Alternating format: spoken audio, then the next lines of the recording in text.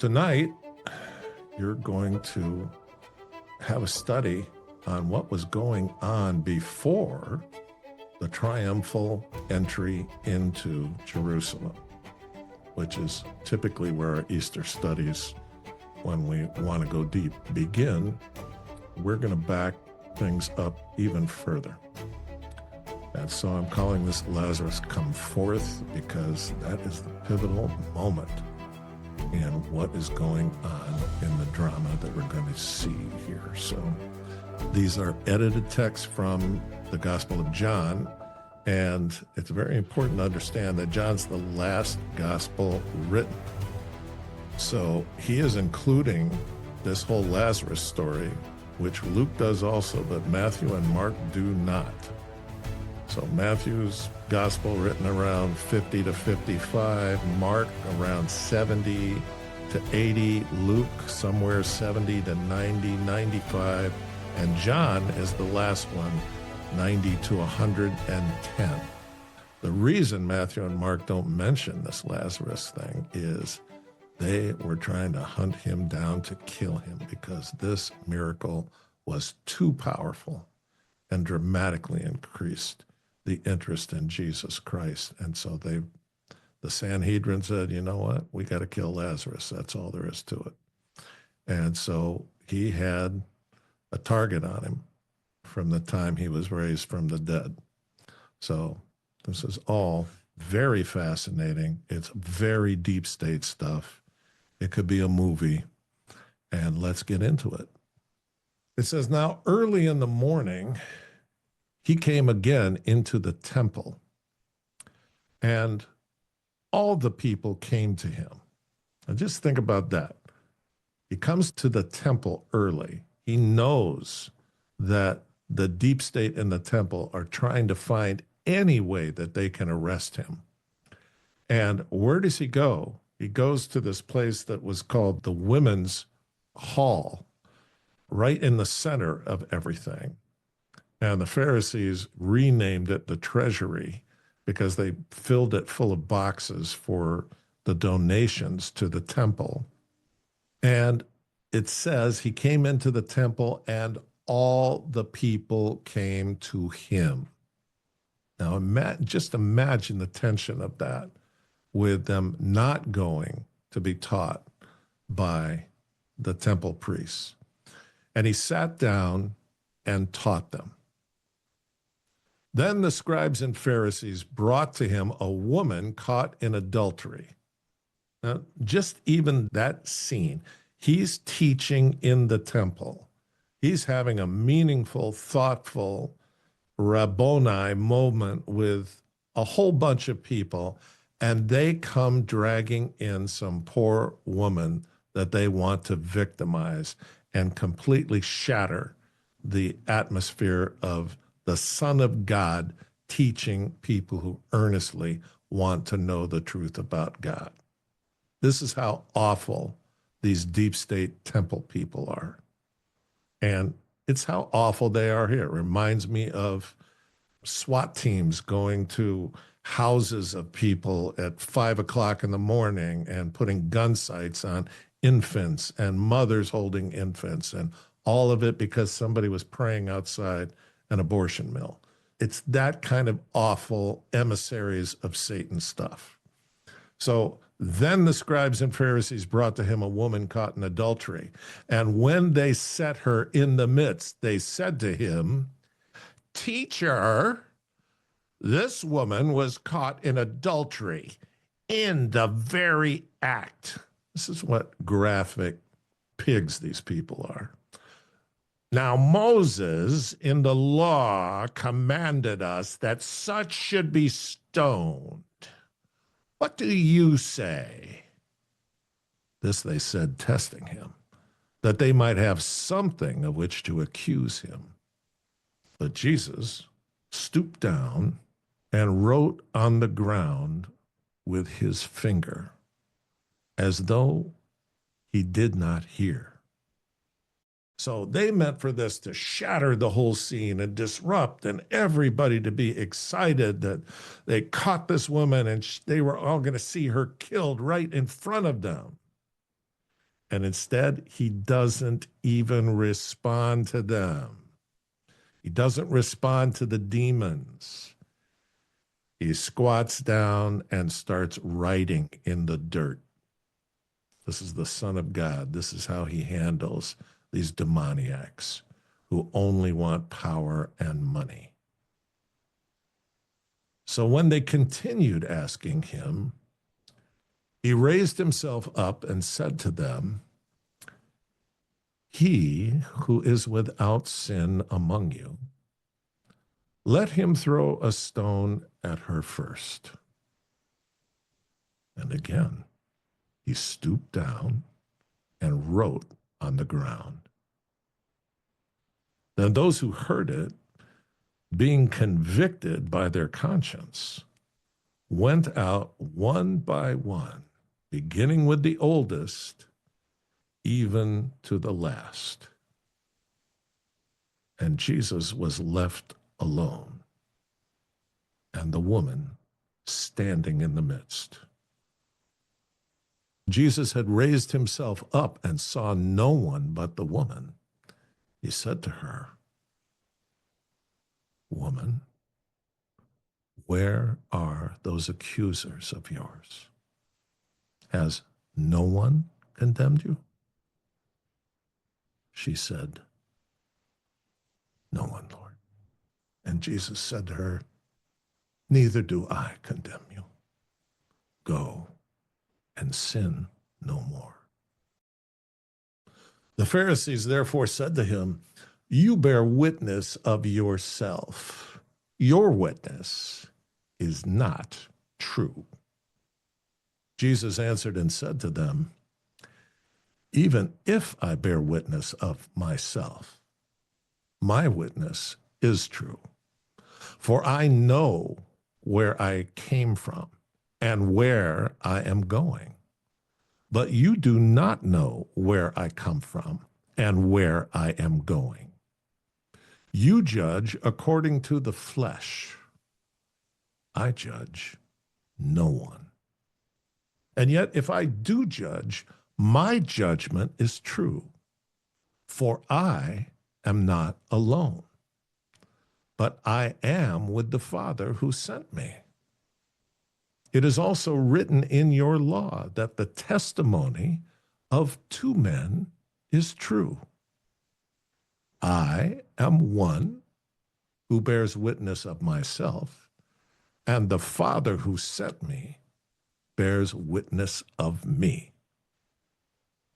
Meaning, there are two of us, so we're within your law.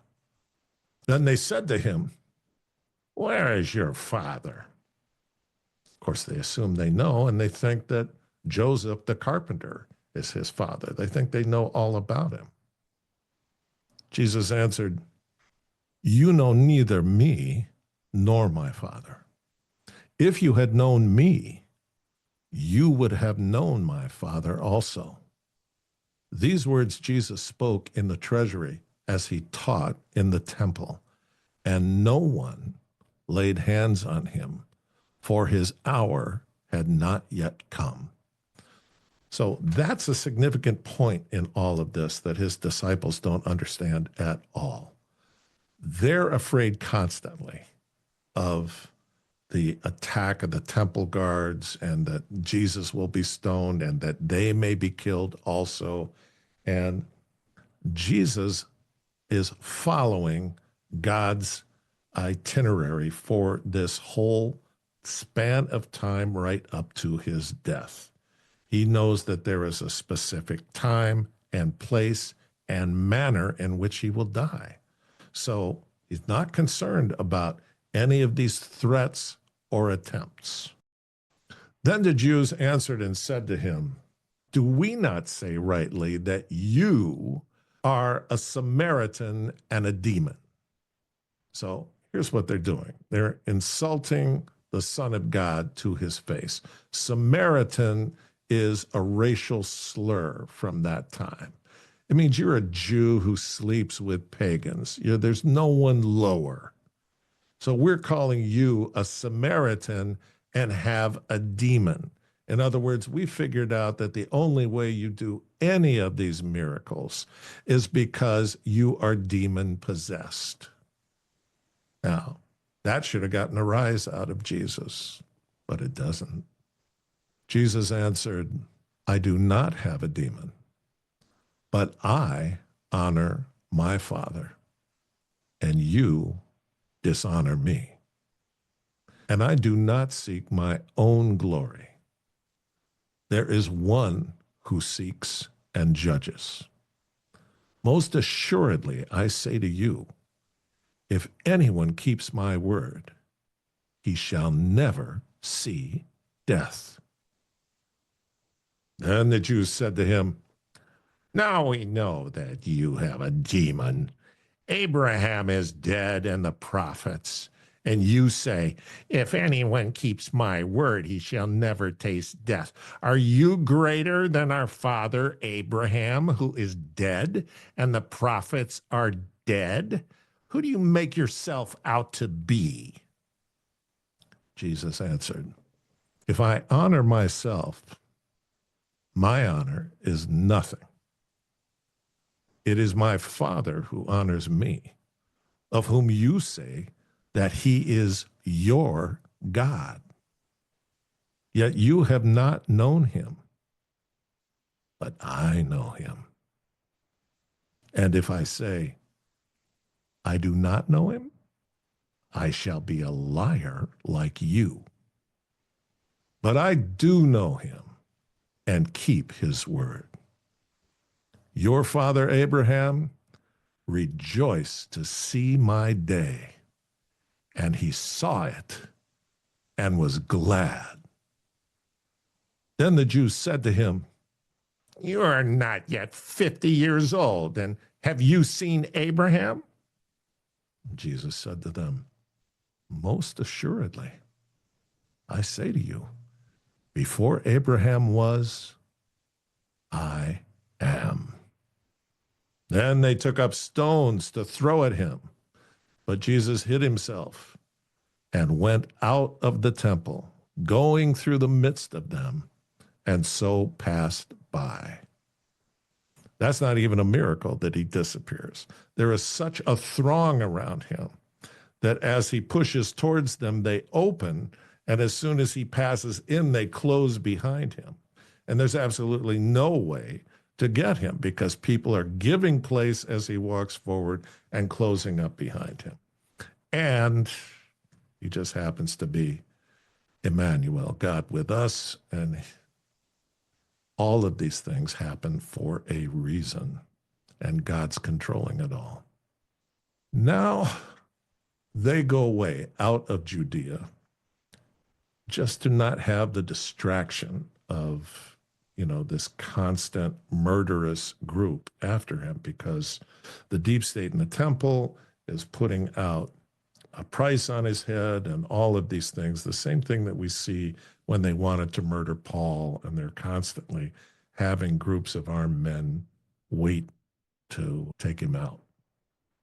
So Jesus just takes the whole group out of the area because he wants this time to be spent edifying them so that they listen to him teaching people and see him healing people, and this will eventually be their job. So it says, now a certain man was sick, Lazarus of Bethany, the town of Mary and her sister Martha. I explained to you why it's explained that way. It was that Mary, who anointed the Lord with fragrant oil and wiped his feet with her hair, whose brother Lazarus was sick.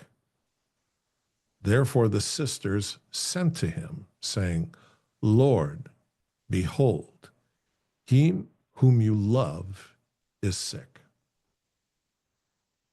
When Jesus heard that, he said, this sickness is not unto death, but for the glory of God, that the Son of God may be glorified through it. Now that is a significant sentence. What he's saying is, this is going to be very important. not just for my disciples to see this, not just for the manner and how many days until we do it, but the fact that there are hundreds of people on this property between the house where the mourners are and the tomb. And they're only 2 miles from Jerusalem. So there are two groups of mourners there. There are the people who really care about Mary and Martha. And then there are the people who were sent by the deep state temple folks to spy and to make sure they report anything that goes on. So Jesus said, this sickness is not unto death, meaning he's not going to be dead, but for the glory of God, that the Son of God may be glorified through it. So now Jesus loved Martha and her sister and Lazarus. So when he heard that he was sick, he stayed 2 more days in the place where he was. Then after this, he said to the disciples, let's go to Judea again. Now, there's a lot going on in 4 and 5. This is a super significant moment in what happens in Easter. And Jesus is saying, there's a specific place and time for my death, and there is a specific time for the resurrection of Lazarus. And in this case, it is 4 days. When the messenger took off to bring this message to Jesus, Lazarus was still alive. By the time he found Jesus, Lazarus had died, and Jesus knew it, but the messenger did not. So now Jesus says, we're going to wait 2 days, and then we're basically a day's travel. So we're going to get there on the 4th day. Why would he do that so rigidly? It is because the rabbis in the temple taught that when you died, your soul hung around your body for 3 days, hoping that something might happen that would cause a reunion of soul and body, and then it would have a home, the same old home as before, and go on from there.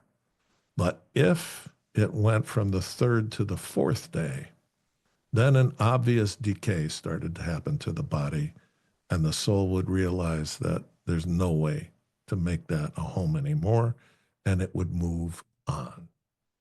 So Jesus knows the importance of this miracle, and he does not want them to have any argument that it wasn't that at all. It is exactly what the rabbis taught. He did it on the 2nd or the 3rd day, and the soul was nearby, jumped in, and that's what made Lazarus live again.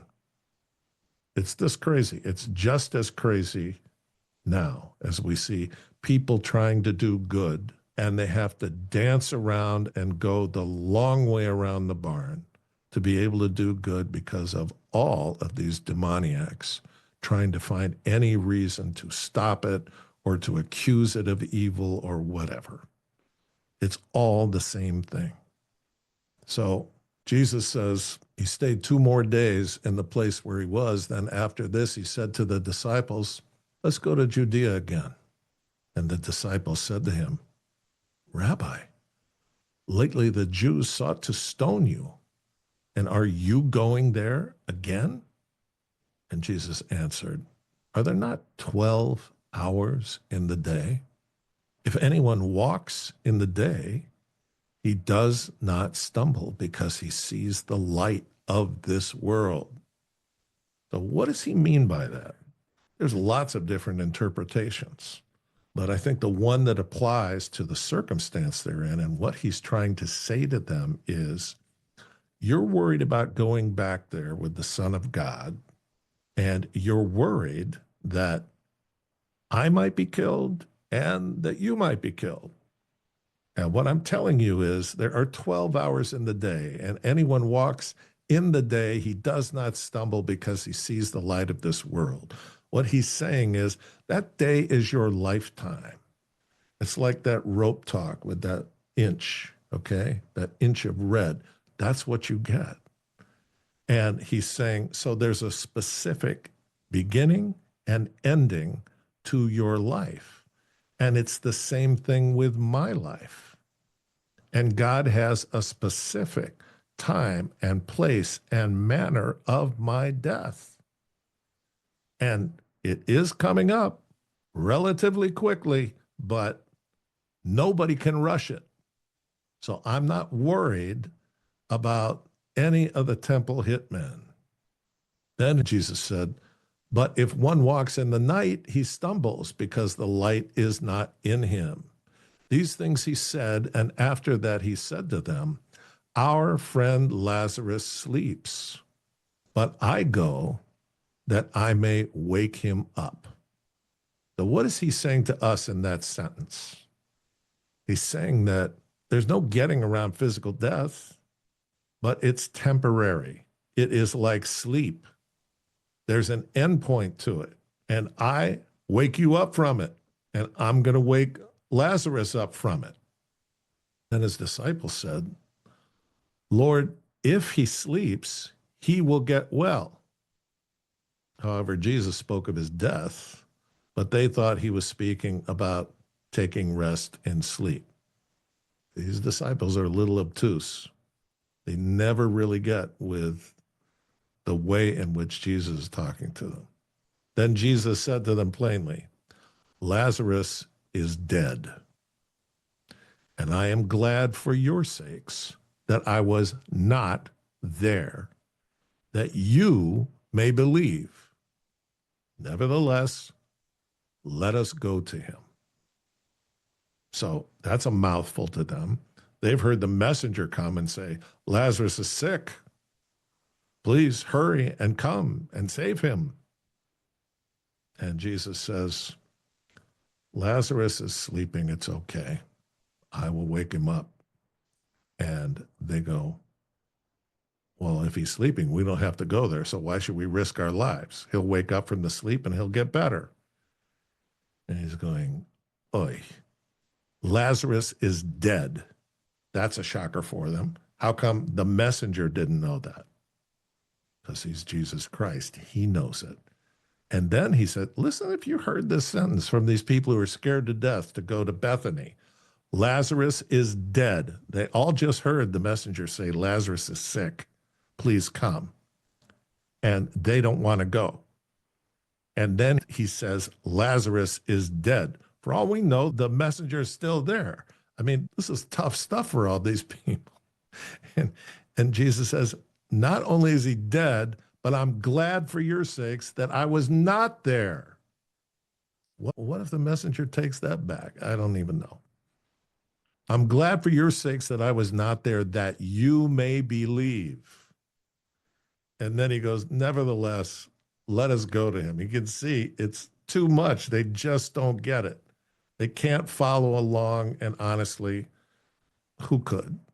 Who could? It's all coming too fast and furious. And then, just for a surprise to us, Thomas, who is called Didymus, the twin, said to his fellow disciples, let us also go, that we may die with him.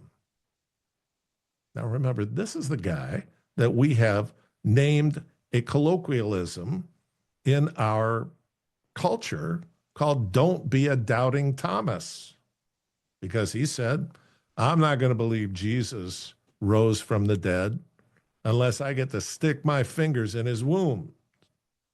So this is the same guy, and he's saying, let us also go that we may die with him. So as in all times, including our times, there is no loss of physical courage among the populace. There's all kinds of people who say, I'll fight to the death. What we don't have is moral courage, and what we really don't have is people who can reason things out. who can take the information given and assess it and apply it. And Thomas is not one of those guys, because though he is expressing physical bravery, though he is expressing a heart for Jesus Christ, he's going to see Lazarus raised from the dead. And then he's going to say, I don't believe Jesus resurrected from what I saw. And I won't believe it until I can stick my fingers in those nail holes. That's not the guy you want holding the nuclear codes. All right, so when Jesus came, he found that he had already been in the tomb 4 days. He found it was all by design. Now, Bethany was near Jerusalem, about 2 miles. So there's a lot of going back and forth.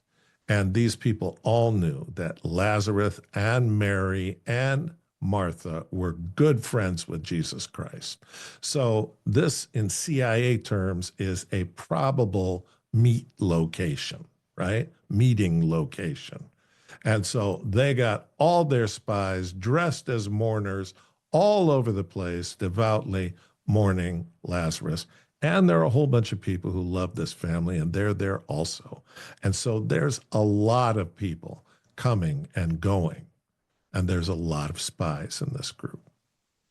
Then Martha, as soon as she heard that Jesus was coming, went and met him. But Mary was sitting in the house. So Mary's in the house with all the mourners, and there's lots of spies in that group because they figure that's where the action's going to happen. And Martha knows they're in there, and she wants to be able to talk with Jesus without nasty people listening. And so she gets up and goes and meets him on the way there. So then Martha, as soon as she heard that Jesus was coming, went and met him. But Mary was sitting in the house. Now Martha said to Jesus, Lord, if you had been here, my brother would not have died. But even now, I know that whatever you ask of God, God will give you.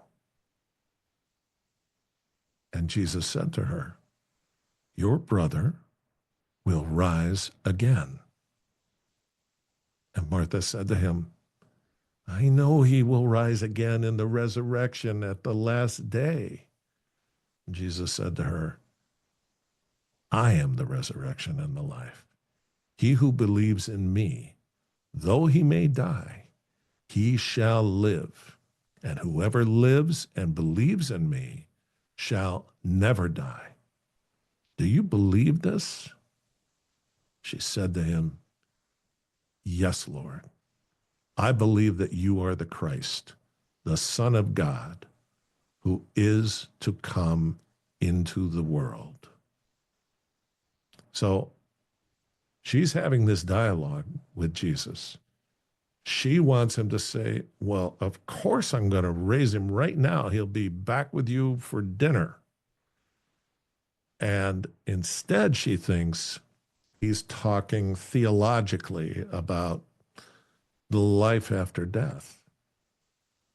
And he says, hey, I'm the resurrection and the life. He who believes in me, though he may die, he shall live. And whoever lives and believes in me shall never die. Do you believe this? And so now she's bound up because she believes it, but she wants something specific for Lazarus right now because she loves him. And she thinks this is his last chance to be back with them again.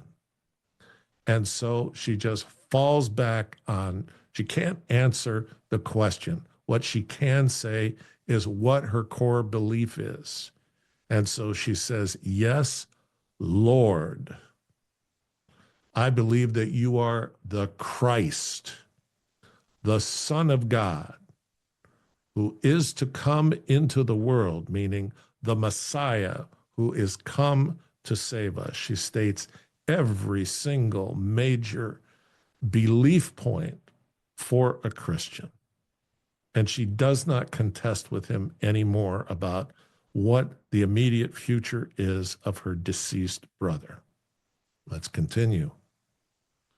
Then Jesus, again groaning in himself, came to the tomb. It was a cave, and a stone lay against it. And Jesus said, "Take away the stone." Now, Jesus, again groaning in himself. We don't know what that means. And so that's like a reason for 10,000 PhDs in theology to do a super study on that and deliver their dissertation and the whole thing. So I'll just shortcut that to my own dissertation. I believe that Jesus loved Lazarus. I believe that Jesus knows that Lazarus is out of his body and in glory, and that because Lazarus was a special guy, God decided to give him a special mission. And so Jesus is now going to call him from glory back into his body. So this is unusual. And not only is he coming back into his old, weak body, but people are going to try to kill him from this miracle forward for the rest of his life. And so he's not included in any of the other gospels until after 70 AD. Why? Because the temple's destroyed, because the chief priest is murdered, because all of these people that want Lazarus dead, that want Paul dead, that killed James, and that arranged for the murder of Jesus Christ, they're all gone. But they're all around during the time of Matthew and Mark. So this story is not in either one of those gospels. So I'll start again. Then Jesus, again groaning in himself, came to the tomb. It was a cave, and a stone lay against it. And Jesus said, "Take away the stone." And Martha, she's having a crisis of faith here, the sister of him who was dead, said to him, "Lord, by this time there is a stench, for he has been dead 4 days." So they all know the 3 and 4 day rule with the rabbis. And she doesn't believe that on the 4th day this can happen. And she doesn't want Jesus, whom she loves dearly, to be embarrassed by trying to do a miracle on a dead body on the 4th day and it not happening. And all of these terrible people that are around them are going to run to Jerusalem and say, "Here we go, false prophet." Jesus said to her, "Did I not say to you that if you would believe, you would see the glory of God?" Because she's not believing in this moment. It's all too awful and challenging, and you can empathize with her. She's just saying, "Hey, wait a minute. Don't try to do this. This is going to wreck everything." And he says, "Didn't I say to you that you would believe, that you would see, that if you believe, you'd see the glory of God?" Then they took away the stone from the place where the dead man was lying. And Jesus lifted up his eyes and said, "Father, I thank you that you have heard me. And I know that you always hear me. But because of the people who are standing by, I said this, that they may believe that you sent me." Now, when he had said these things, he cried out in a loud voice, "Lazarus, come forth."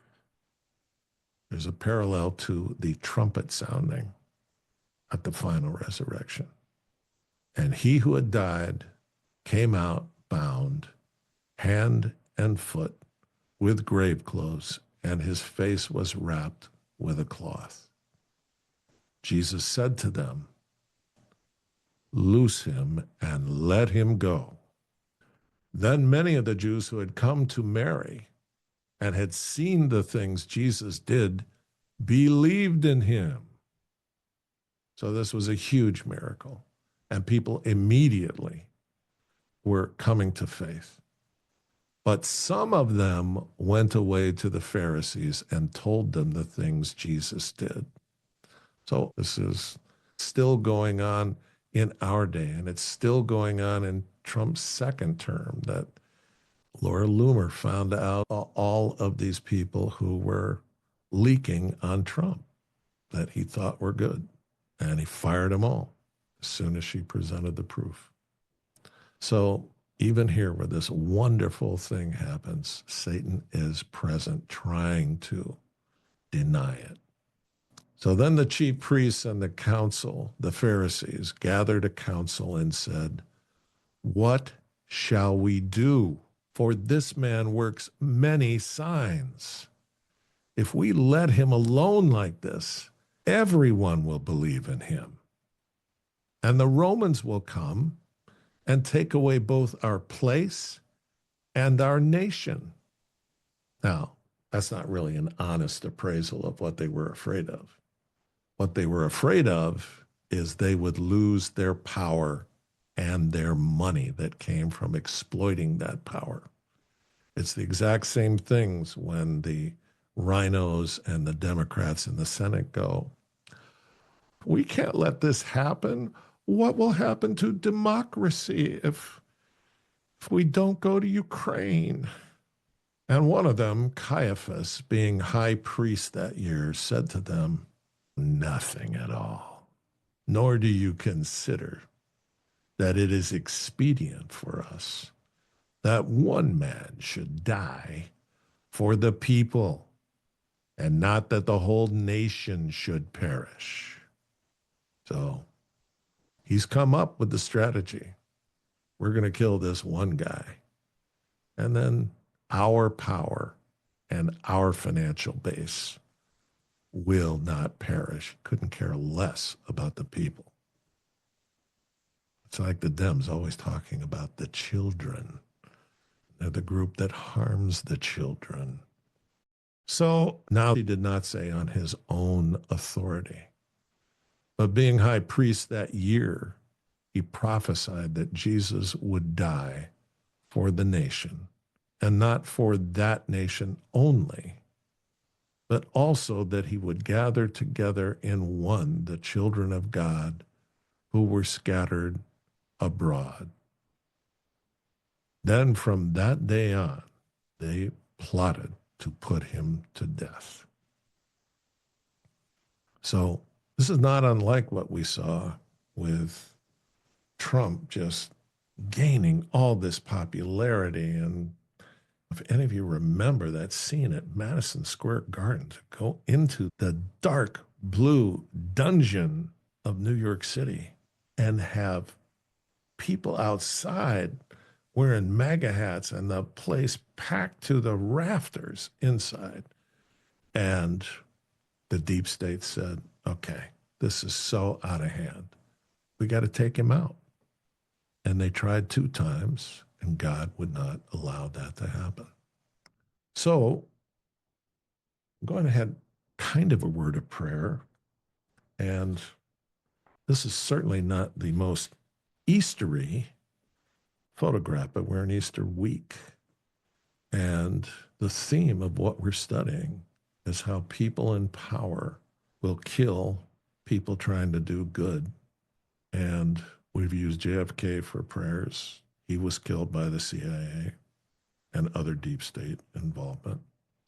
And what I'm going to read to you is the address that this man lying on the floor, Robert F. Kennedy, spoke to a crowd of black people in Indianapolis when he announced to them that Martin Luther King had been shot and killed. And just to refresh everybody's memory, he's lying on this floor 2 months after delivering this address on the day that he was like killing it in the primaries. I mean, he was definitely headed to be president. And the deep state was not going to allow that to happen. So here is Bobby Kennedy's address, which historians say probably prevented a huge riot in Indianapolis that would have kicked off riots everywhere. He says, "Ladies and gentlemen, I'm only going to talk to you for just a minute or so this evening because I have some very sad news for all of you. I have some very sad news for all of you, and I think sad news for all of our fellow citizens and people who love peace all over the world." This is April 1968. And that is that Martin Luther King was shot and killed tonight in Memphis, Tennessee. This is the first this crowd is hearing it. Martin Luther King dedicated his life to love and to justice between fellow human beings. He died in the cause of that effort. In this difficult day, in this difficult time for the United States, it's perhaps well to ask what kind of nation we are and what direction we want to move in.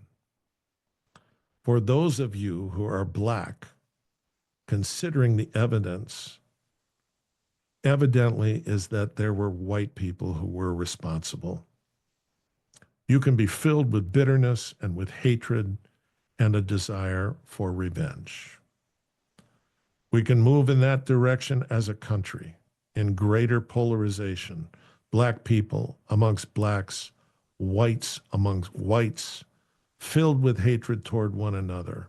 Or we can make an effort, as Martin Luther King did, to understand and to comprehend and replace that violence, that stain of bloodshed that has spread across our land with an effort to understand compassion and love. For those of you who are Black and are tempted to be filled with hatred and mistrust of the injustice of such an act against all white people, I would only say that I can also feel in my own heart the same kind of feeling. I had a member of my family killed, but he was killed by a white man. But we have to make an effort in the United States. We have to make an effort to understand, to get beyond or go beyond these rather difficult times. My favorite poet was Aeschylus, and he once wrote, "Even in our sleep, pain which cannot forget falls drop by drop upon the heart, until in our own despair, against our will, comes wisdom through the awful grace of God." What we need in the United States is not division. What we need in the United States is not hatred. What we need in the United States is not violence and lawlessness, but is love and wisdom and compassion toward one another, and a feeling of justice towards those who still suffer within our country, whether they be white or whether they be Black. So I ask you tonight to return home, to say a prayer for the family of Martin Luther King, but more importantly, to say a prayer for our own country, which all of us love, a prayer for understanding and that compassion of which I spoke. We can do well in this country. We will have difficult times. We've had difficult times in the past, and we will have difficult times in the future. It is not the end of violence. It is not the end of lawlessness, and it's not the end of disorder. But the vast majority of white people and the vast majority of Black people in this country want to live together, want to improve the quality of our life, and want justice for all human beings that abide in our land. And let's dedicate ourselves to what the Greeks wrote so many years ago, to tame the savageness of man and make gentle the life of this world. Let us dedicate ourselves to that and say a prayer for our country and for our people. And 60 days later, here he is. And there's a common culprit in all of this. And it's no different than over 2,000 years ago, that the people who were in power decided that an individual who was doing absolutely staggeringly amazing good needed to be killed so that they could preserve their power and money. And that's the same reason that JFK was killed by our deep state government. The same reason Martin Luther King was killed by our deep state government. The same way RFK was killed by our deep state government, and the same way that Donald Trump was almost killed twice by those same organizations. We as Christians need to know the truth, and the truth will set us free. And we need to understand what the disciples did not, that God has a beginning and an end to our lives. And there's nothing we can do to change that. So if we really believe that, and we really believe that death has no sting, then we have no reason to be silent about a government that is continuing this rot that was begun thousands of years before Jesus' time, but needs to end. And we may have a chance to end it in the next 3.5 years.